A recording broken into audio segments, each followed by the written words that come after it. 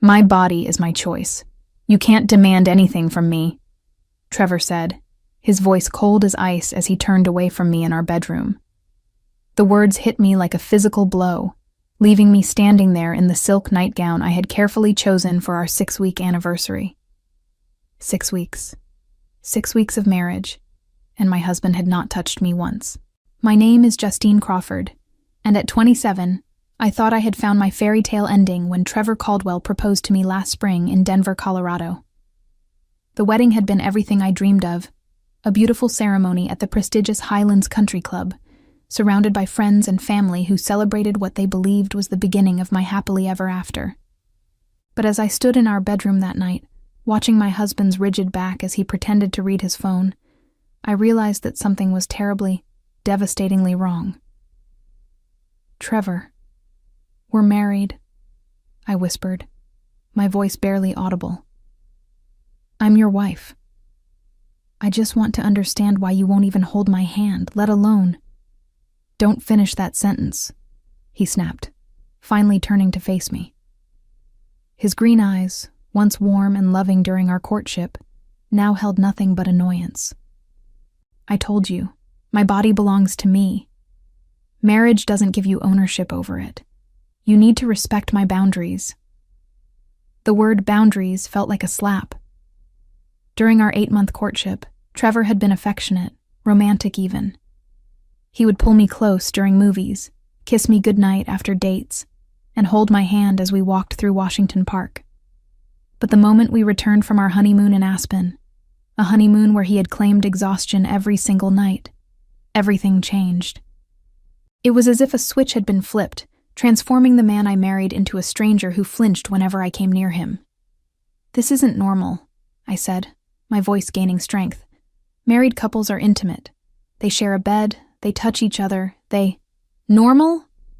Trevor laughed bitterly. You want to talk about normal? Normal is respecting your partner's choices. Normal is not pressuring someone into physical contact they don't want. I stared at him, feeling the ground shift beneath my feet.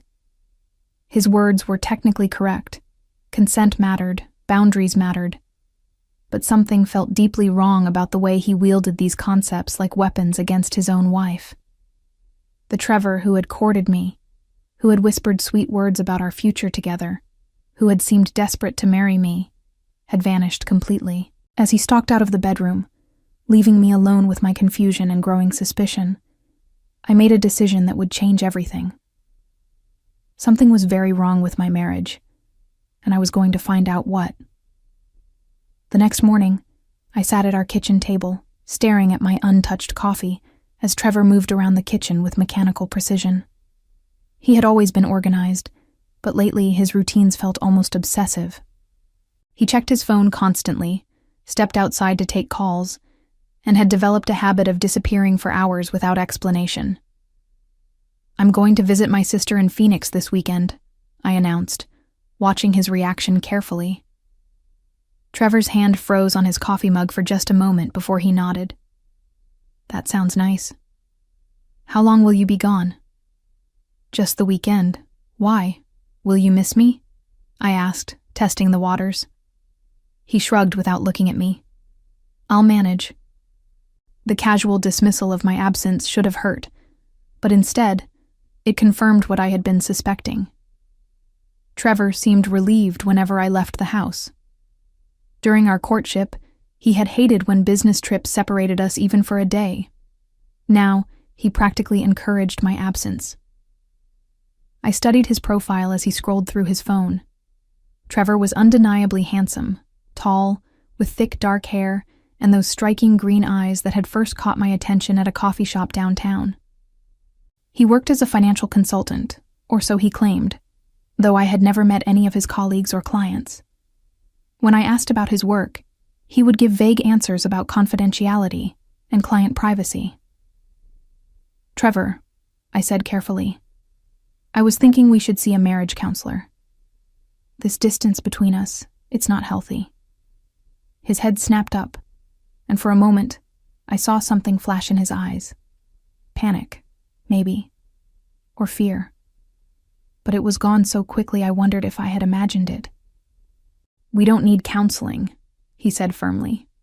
"We just need time to adjust to married life. Not everyone falls into perfect rhythm immediately." "It's been 6 weeks," I reminded him. "6 weeks is nothing in the scope of a lifetime together," he replied, but his voice sounded rehearsed, as if he had practiced this response. That afternoon, after Trevor left for what he claimed was a client meeting, I did something I had never imagined myself doing. I searched through his things. Not out of jealousy, but out of a growing conviction that the man I married was keeping secrets from me. His home office was meticulously organized, almost suspiciously so. His desk drawers contained only basic office supplies, his filing cabinet held generic financial documents, and his computer was password protected. But as I was about to give up, I noticed something odd. In the trash can, partially hidden beneath other papers, was a receipt from a flower shop in Las Vegas. The date was from 3 weeks ago, when Trevor claimed to be at a financial conference in Salt Lake City. The receipt was for a dozen red roses, and written on the back in Trevor's handwriting was a phone number with a Nevada area code. My hands trembled as I photographed the receipt with my phone. Whatever Trevor was hiding, I was going to find out. The man I married was living a lie, and I deserved to know the truth. That evening, I sat in my car outside the office building where Trevor claimed to work, watching through the lobby windows.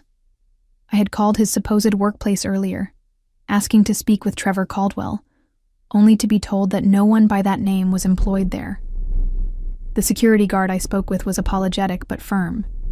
He had worked there for 5 years and had never heard of Trevor.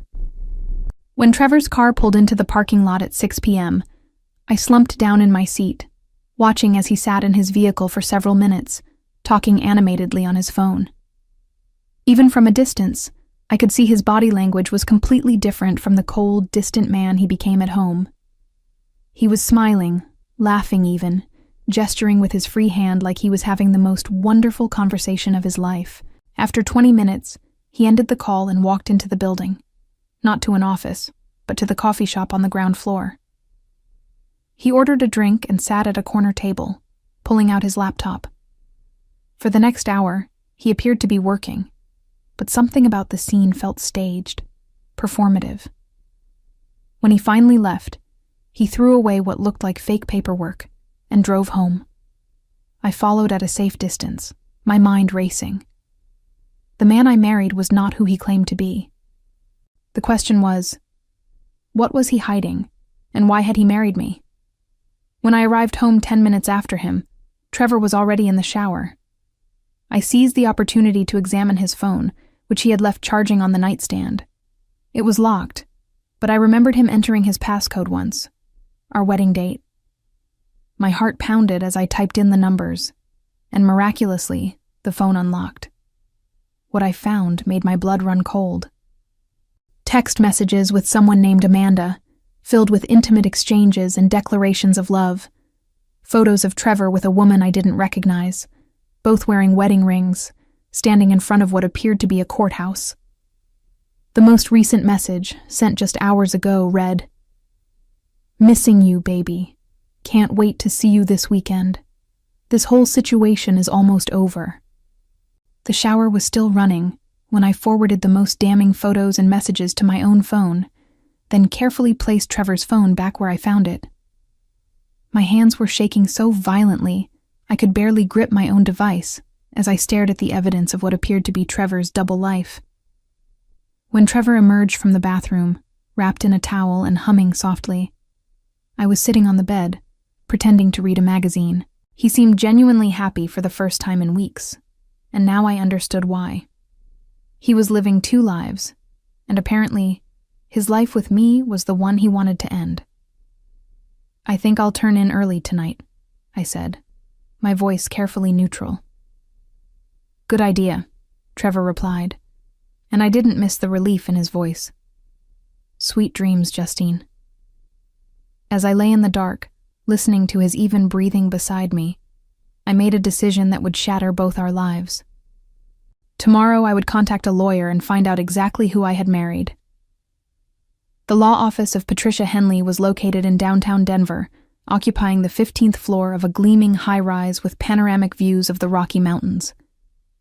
I had chosen Patricia specifically because of her reputation for handling complex divorce cases, but as I sat across from her mahogany desk, sharing the evidence I had gathered, I realized I was dealing with something far more sinister than a simple marital breakdown. "Justine," Patricia said, her voice grave as she studied the photos on my phone. "What you're showing me suggests potential bigamy. This isn't just grounds for divorce. This could be criminal." The word bigamy hit me like a physical blow. I had suspected an affair, maybe even that Trevor had married me for financial reasons, but the possibility that he was already married to someone else had never crossed my mind. "That's impossible," I whispered. "We have a marriage certificate. We were married by a licensed officiant at the country club. There were over 200 witnesses." Patricia nodded grimly. "Your marriage is legally valid on your end, which makes Trevor's situation extremely problematic if he's already married to someone else. Bigamy is a felony in Colorado, punishable by up to 6 years in prison."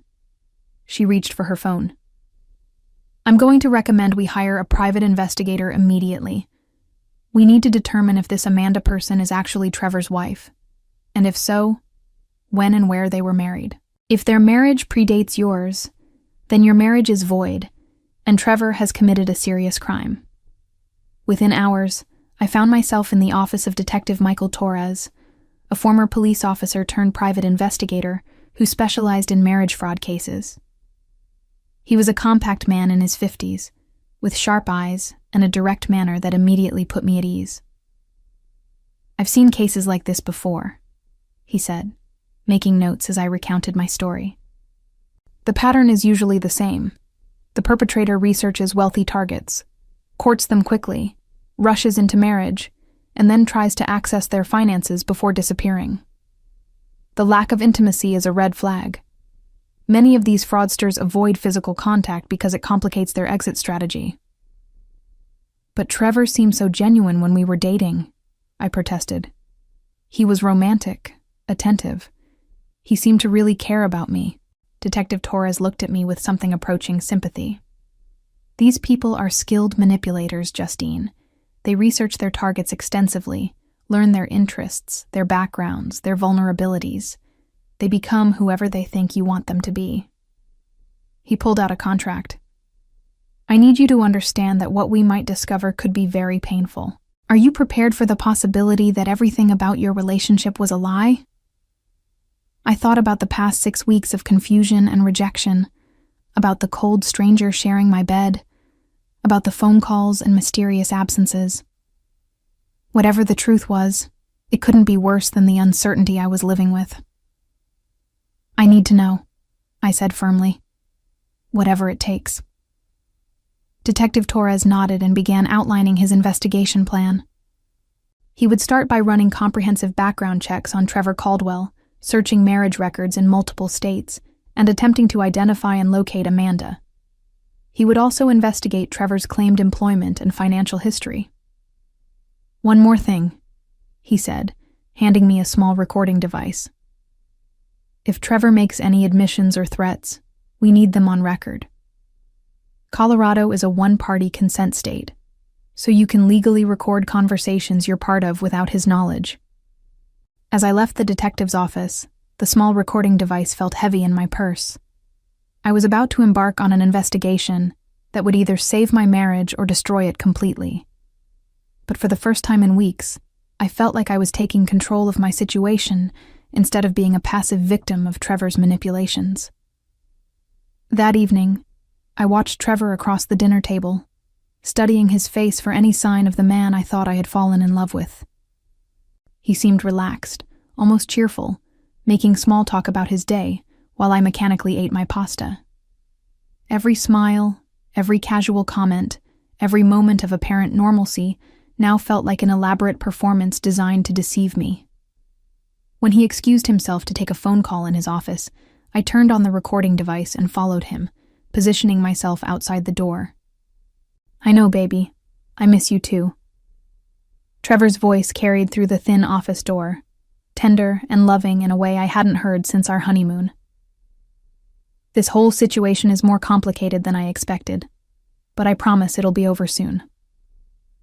I pressed closer to the door, my heart hammering as I listened to what was clearly an intimate conversation with another woman. No, she doesn't suspect anything, Trevor continued. She's actually making it easier by pulling away herself. I think she's planning to file for divorce, which would solve all our problems. Once the papers are signed, I can access the trust fund and transfer everything before she realizes what happened. The casual cruelty in his voice made my stomach lurch. He was talking about me like I was nothing more than a business transaction, a problem to be solved. The prenup was a stroke of genius, he continued. She was so in love she barely read it. If she files for divorce within the first year, she gets nothing, but I get half of any assets she brought into the marriage. That includes the trust fund her grandmother left her. I had to grip the doorframe to keep from collapsing. The prenuptial agreement Trevor had insisted on, claiming it would protect both our interests, was actually designed to rob me blind.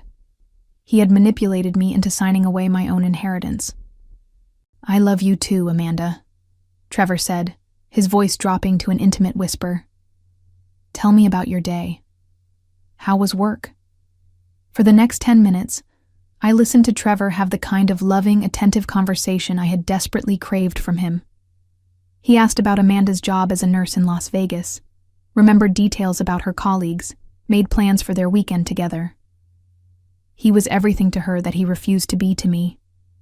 When he finally ended the call, I crept back to the living room and turned off the recording device, my hands shaking as I processed what I had just learned. Trevor hadn't just married me while already married to someone else. He had orchestrated an elaborate fraud designed to steal my inheritance. The prenup, his rejection of intimacy, even his encouragement of my independence, were all part of a calculated plan to rob me and disappear. The next morning, while Trevor was supposedly at work, Detective Torres called with his preliminary findings. "I have good news and bad news," he said. "The bad news is that Trevor Caldwell married Amanda Wilson in Las Vegas 8 months ago, 2 months before he proposed to you. Their marriage is fully legal and documented." My worst fears were confirmed, but Detective Torres continued. "The good news is that this makes your case straightforward. Trevor committed bigamy when he married you, and the evidence you recorded last night proves intent to commit marriage fraud. We have enough to file criminal charges and void your prenup based on fraud." "What happens now?" I asked, feeling strangely calm despite the magnitude of what I had learned. "Now we set a trap," Detective Torres said. "Based on the conversation you recorded, Trevor is planning to access your trust fund soon. We need to catch him in the act. Are you willing to let this play out a little longer to gather more evidence?" I thought about the man who had swept me off my feet with romantic gestures and promises of forever, who had turned out to be a criminal using me for my money while loving someone else. The betrayal cut deeper than I could have imagined, but beneath the pain was something harder and more determined. "Yes," I said firmly. "Let's catch this bastard." Detective Torres had been thorough in setting up surveillance, but what he discovered over the next week exceeded even his expectations. Trevor wasn't just a bigamist. He was part of a larger pattern of marriage fraud that had been going on for years.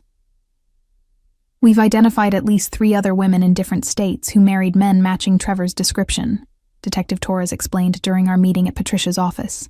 "Same methodology, whirlwind courtship, quick marriage, access to finances, then disappearance. We think Trevor and Amanda work as a team." The surveillance photos he showed me were devastating. Trevor and Amanda at dinner in Las Vegas, holding hands and laughing. Trevor entering and leaving an apartment that was clearly their shared home. Most damning of all, photos of them at a bank, where Amanda waited in the car while Trevor went inside with what appeared to be financial documents. "He's been using your marriage certificate and the forged documents to establish himself as your legal husband with financial institutions," Patricia explained. "The plan seems to be to drain your accounts and then file for divorce under the prenuptial agreement, claiming you were unfaithful or abandoned the marriage." "How is that possible?" I asked. I would have noticed money missing from my accounts. Detective Torres pulled out another folder. He's been more sophisticated than that. He's opened new accounts using your social security number and marriage certificate, then applied for lines of credit against your trust fund. He hasn't touched your existing accounts yet because that would trigger immediate alerts, but he's created a shadow financial identity that he can drain all at once. The scope of the deception was breathtaking. Trevor had been planning this for months, possibly even before we met. Every romantic gesture, every declaration of love, every moment of apparent happiness had been calculated to manipulate me into the perfect position to be robbed. "There's something else," Detective Torres said, his expression grim. "Amanda isn't just his wife. She's his sister." The room spun around me. "What?" "Amanda Wilson was born Amanda Caldwell. They've been running marriage fraud schemes together for at least 5 years. She provides legitimacy to his operations by playing the role of the devoted wife back home, while he targets wealthy women in other states." I felt physically sick. The intimate phone calls I had overheard, the declarations of love, the romantic photos, it was all part of an incestuous criminal partnership that made my skin crawl. Patricia leaned forward. "Justine, we have enough evidence to destroy them both. Trevor will face federal charges for mail fraud, wire fraud, bigamy, and identity theft. Amanda will be charged as an accomplice, but we need to catch them in the act of actually accessing your funds." "How do we do that?" Detective Torres smiled grimly. "We give them what they want. You're going to file for divorce, just as Trevor hopes. But instead of using his prenup to rob you, we're going to use it to trap him." The plan was elegant in its simplicity. I would file for divorce, citing irreconcilable differences, playing the role of the heartbroken wife who just wanted out of the marriage. Trevor would feel confident that his plan was working, and would move quickly to access the financial accounts he had set up. Federal agents would be waiting for him. "Are you ready for this?" Patricia asked. "Once we set this in motion, there's no going back. Trevor will be arrested, and the truth about your marriage will become public record."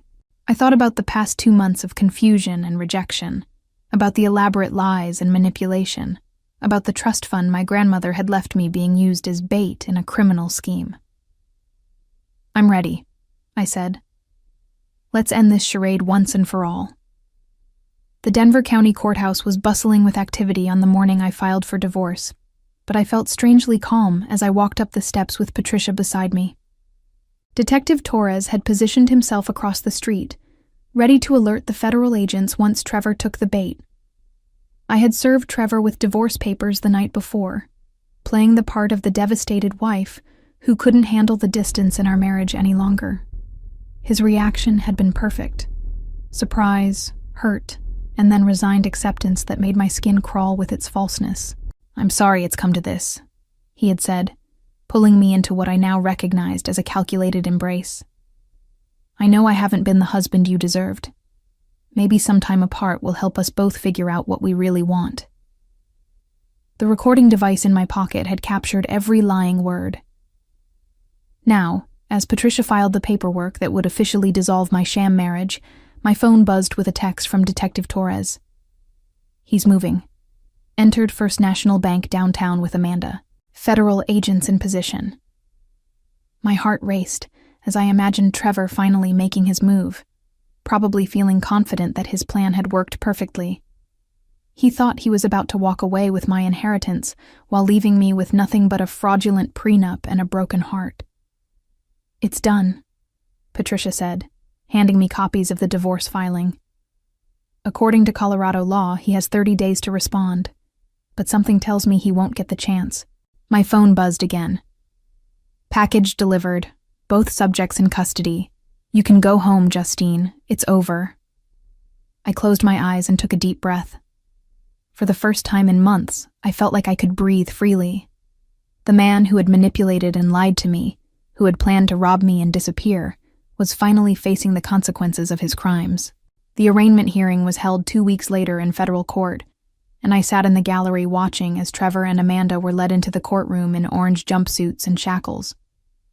Trevor's confident composure had completely crumbled. His face was pale, his hands shook, and he kept looking around the courtroom like he couldn't believe where he had ended up. The defendants Trevor James Caldwell and Amanda Marie Caldwell are charged with conspiracy to commit mail fraud, wire fraud, identity theft, and bigamy, the prosecutor announced. The government alleges that the defendants operated a criminal enterprise targeting wealthy women for fraudulent marriages designed to steal their assets. When Trevor's eyes found mine across the courtroom, I saw the exact moment he realized that I had known about his scheme all along. The shock on his face was quickly replaced by something closer to panic as the full weight of his situation hit him.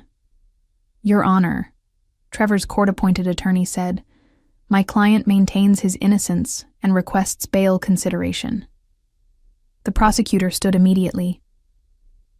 "Your Honor, Mr. Caldwell is a flight risk who has demonstrated a pattern of creating false identities and fraudulent financial relationships.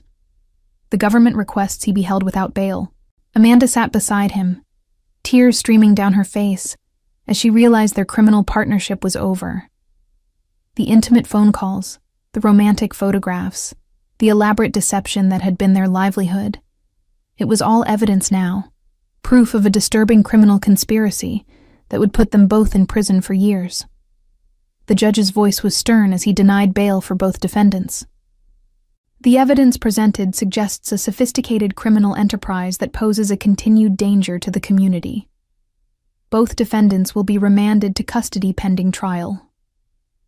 As the bailiffs led Trevor away, he looked back at me one final time, his face a mask of defeat and disbelief that his perfect plan had destroyed him completely. Trevor Caldwell received a 12-year federal sentence for his role in the marriage fraud conspiracy, while Amanda received 8 years for her part as an accomplice. The investigation revealed they had stolen nearly $2 million from victims across 6 states, money that was recovered and returned to the women they had targeted. Their criminal enterprise collapsed completely when other victims came forward, inspired by my case to seek justice for their own experiences with the siblings' manipulative schemes.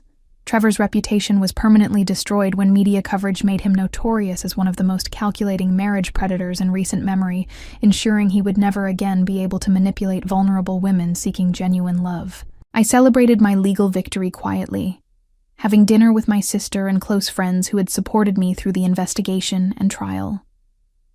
Looking back on my journey from confused newlywed to determined survivor, I realized that Trevor's betrayal, as devastating as it was, had taught me to trust my instincts and fight for myself when something felt wrong.